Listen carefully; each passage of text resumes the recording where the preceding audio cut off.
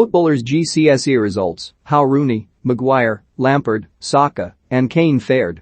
We can probably assume most of our favorite footballers spent their school days counting down the hours until PE and waiting for the bell to ring so they could get back on the pitch. But younger stars have well and truly broken the thick footballer stereotype, with many of this generation hitting the books hard and leaving school with straight A's. However, most of them left school to turn pro rather than continuing into higher education, swapping class timetables for million-pound contracts, and who can blame them? But that extra brain power has helped in their sporty careers, with Huw Jennings, academy director at Fulham and former youth development manager of the Premier League, explaining that clubs are now looking for a good education from their players. He told The Telegraph we can get rid of the old cliché of thick footballers. The value of a broad education is now appreciated by players, clubs and families. You can have football intelligence without academic intelligence, but modern footballers are required to take on a lot of information about tactics, individual opponents and so on, and translate that into decision-making on the pitch. And it's good decision-making that sets the best players apart. As teens up and down the country pick up their GCSE grades, we've taken a look back at how our football heroes got on when they opened those terrifying envelopes.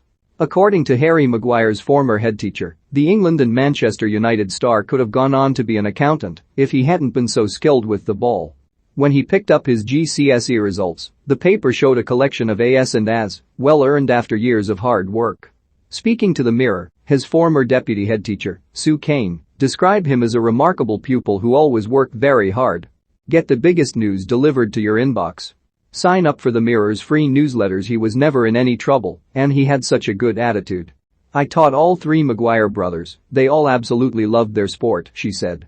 Harry was such a modest lad. He had his head screwed on even at that age. He did everything you asked him to do, and he never questioned why. He was popular, and he was huge. Even at a young age he was very tall, but he has filled out since then too. He towered over the other teams. He got A and A grades in his GCSEs. I think he would have gone on to study business or maths and probably would have been an accountant. He was very capable academically.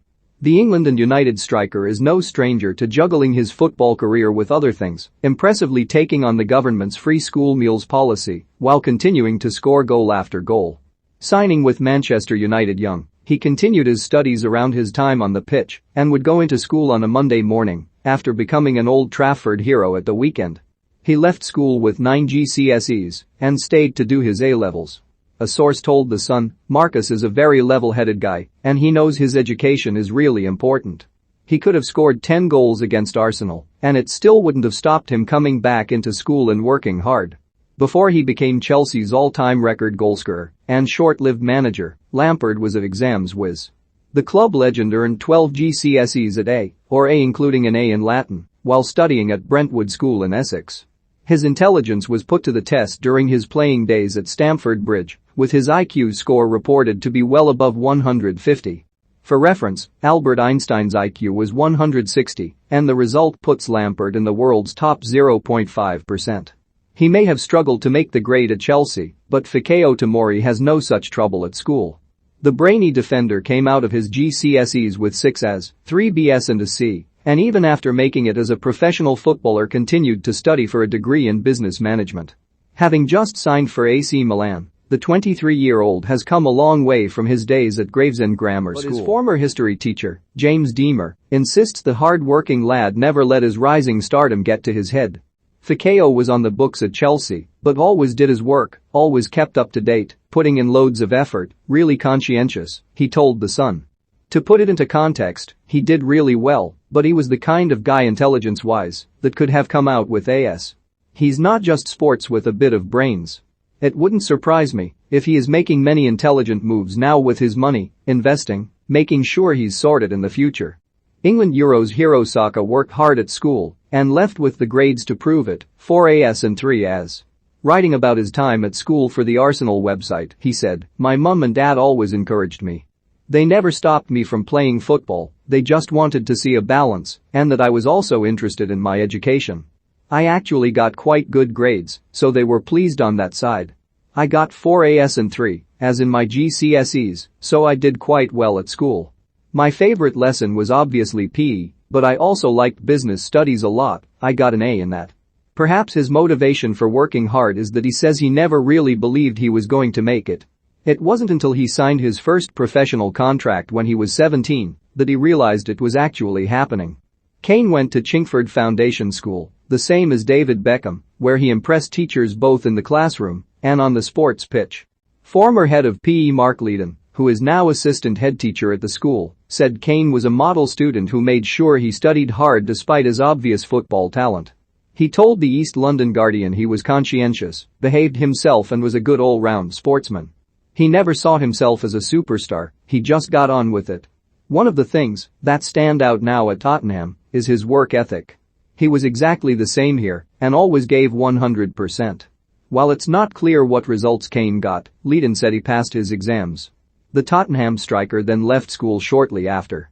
Of course, there's no need to panic if you don't get the grades you hoped for, just ask exam-loathing celebs like Lord Sugar or Jeremy Clarkson.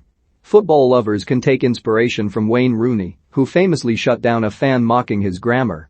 After beating Hull City 3-2 in 2017, he took to Twitter to say, "Have to say our fans tonight was unbelievable."